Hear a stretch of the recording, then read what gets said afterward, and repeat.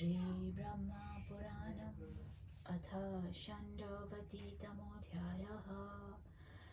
ब्रह्मोवाच इन्द्रतीर्थमिति ख्यातं ब्रह्महत्याविनाशनं स्मरणादपि पापोऽग्लकेश सङ्घविनाशनं पुरा वित्रवधे वृत्ते ब्रह्महत्या तु नारद शचीपतिं चानुगता तां दृष्ट्वा भीतवद्धरी इन्द्रस्ततो वृत्तहन्ता इतश्चेतश्च धावति यत्र यत्र त्वसौ याति हत्या सापीन्द्रगामिनी स महत्सर आविश्य पद्मनालमुपागमत्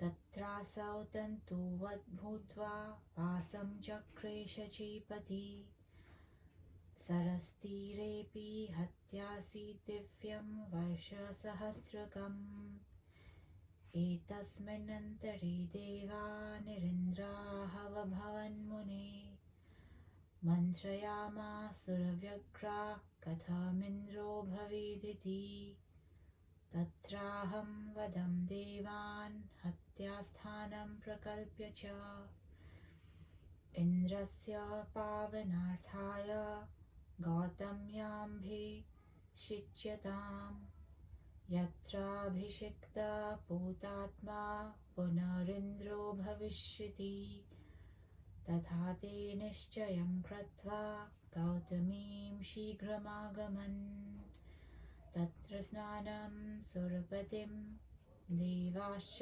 ऋषयस्तथा अभिषेक्तुक्तकामास्ते सर्वे शचीकान्तं च तस्थिरे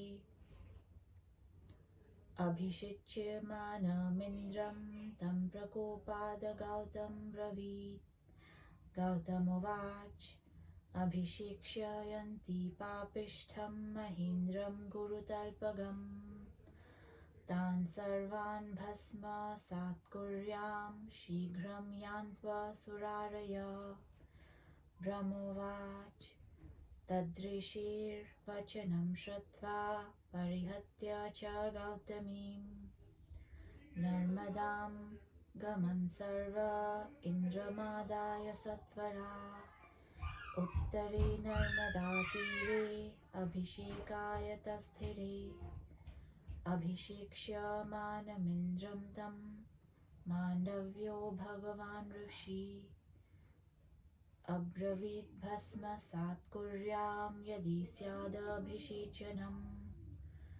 पूजयामासुरमरा माण्डव्यं युक्तिभिस्तवै देवा ऊचु अयमिन्द्र सहस्राक्षो यस्मिन् देशेऽभिषिच्यते तत्रादिदारुणं विघ्नं मुनिसमोपजायते तच्छान्तिं कुरु कल्याण प्रसीद वरदो भव मलनिर्यातनं यस्मिन् कुर्मस्तस्मिन् वरान् बहून् देशे दास्यामहे सर्वे तदनुज्ञातुमर्हसि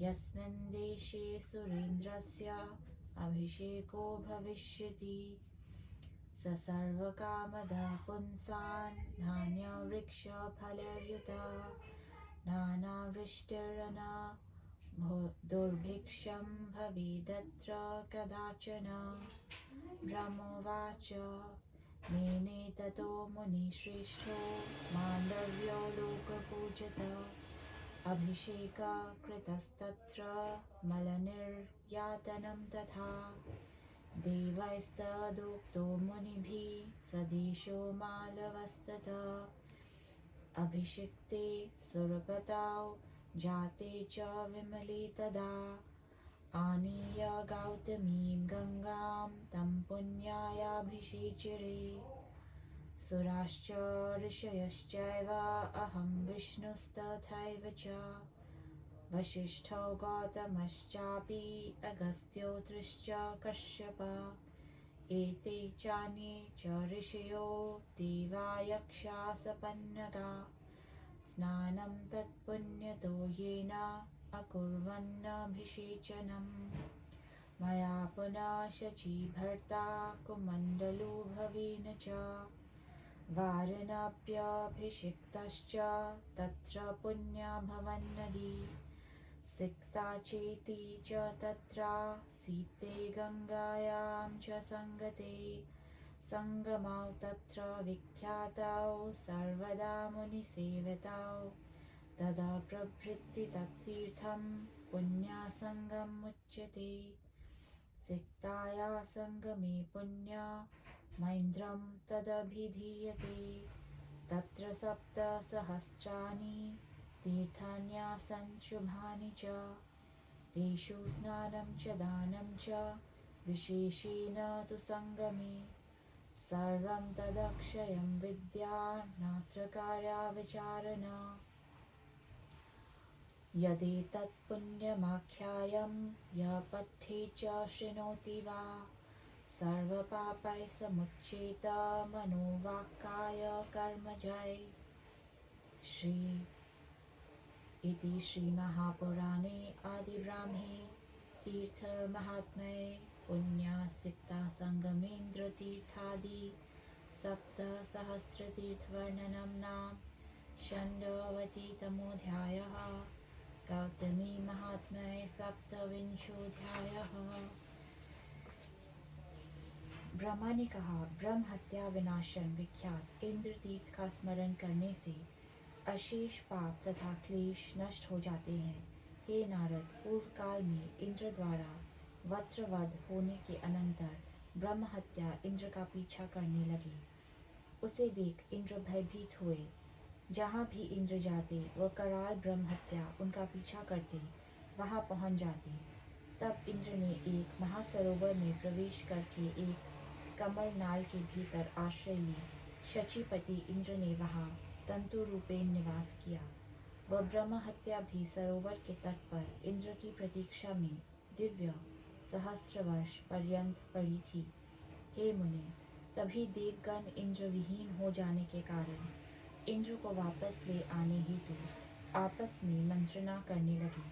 तभी मैंने देवगण से कहा कि यदि इस ब्रह्म हत्या को स्थान दे दिया जाए तब इंद्र को ले जाकर गौतमी जल में स्नान करना चाहिए। गौतमी जल से सुस्नात होकर इंद्र पुनः पवित्रात्मा हो जाएंगे। तब ऋषि और देवता लोग में देवराज को गौतमी गंगा में स्नान कराने के उपरांत वे सभी इंद्र के अभिषेकार्थ प्रस्तुत हुए। इंद्र को अभिषिक्त होते देख महर्षि गौतम कुपित हुए। तब गौतम मुनि ने कहा, गौतम ने कहा, ये क्या तुम लोग गुरु पत्नीगामी इंद्र का अभिषेक करोगे? ऐसा नहीं होगा। तुम लोग शीघ्र चले जाओ, अन्यथा मैं सबको भस्मीभूत कर दूंगा। ब्रह्मा ने कहा, ये सुनते ही सभी देवता शीघ्रता से गौतमी नदी को छोड़ इंद्र के साथ नर्मदा गए। नर्मदा के उत्तर तट पर वे लोग इंद्र का अभिषेक करने के लिए उद्यत हुए। ये देख भगवान मांडव्य ऋषि ने कहा, यदि यहाँ पर इंद्र का अभिषेक हो तब मैं सबको भस्म कर दूंगा। मांडव्य ऋषि का वचन सुन देवगण स्तुति वाक्यों से उनकी पूजा करने लगे। देवगण ने कहा, हे मुनिवर, इन सहस्राक्ष इंद्र का जहाँ कहीं भी अभिषेक होगा वहाँ भयंकर विघ्न होने लगेगा। हे कल्याणदाता, आप उन विघ्नों को शांत करिए। आप प्रसन्न तथा वरप्रद हो जाइए। जहाँ कहीं भी इंद्र का पाप प्रक्षालन किया जाएगा उस देश हेतु हम लोग अनेक वर प्रदान करेंगे। अतः आप अनुमति दीजिए कि कहाँ पर इंद्र का अभिषेक हम करें। जहाँ कहीं ये कार्य हो वो लोगों के लिए सर्व कामप्रद तथा प्रचुर अन्न से पूर्ण रहेगा। वहाँ अनावृष्टि तथा दुर्भिक्ष कदापि नहीं होगा। ब्रह्मा ने कहा, लोक पूज्य महामुनि मांडव्य देवताओं की बातों से सम्मत हुए। तब इंद्र की मलिनता का क्षालन और अभिषेक संपन्न हुआ। तब वे देवगण और मुनिगण इस देश को मालव नाम से संबोधित करते हैं। अभिषेक संपन्न हो जाने के कारण देवराज इंद्र निर्मल हो गए।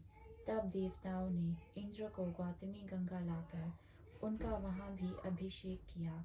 उस समय मैंने सभी देवता, ऋषिगण, विष्णु, वशिष्ठ, गौतम, अगस्त्य, अंजि, कश्यप तथा अन्य सभी देवता गौतमी के पुण्य जल द्वारा इंद्र को स्नान और अभिषेक कराया।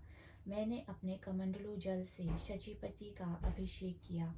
तभी मेरे कमंडलू जल से, जिससे शचीपति का अभिषेक हुआ, एक पुण्य नदी प्रादुर्भात हुई। वह नदी अंत में गौतमी गंगा में मिल गई। वहाँ का ये नदी संगम सर्वदा मुनिगण द्वारा सेवित होने लगा। उसी दिन से ये तीर्थ पुण्य संगम कहा जाने लगा। ये कमंडलू जल से उद्भूत सिकता नदी का संगम पवित्र इंद्र तीर्थ भी कहा गया है। वहाँ पर 7,000 शुभ तीर्थ प्रतिष्ठित हैं। इन तीर्थों में तथा वहाँ संगम स्थल में स्नान द्वारा, दानादि द्वारा जो कुछ सत्कार्य किया जाए वह अक्षय हो जाता है। ये निसंदिग्ध है। इस पुण्य आख्यान को जो कोई सुनता या पढ़ता है, उसके मन, वाणी तथा कर्म जनित समस्त पाप नष्ट हो जाते हैं। षण्ड पतितम अध्याय समाप्त।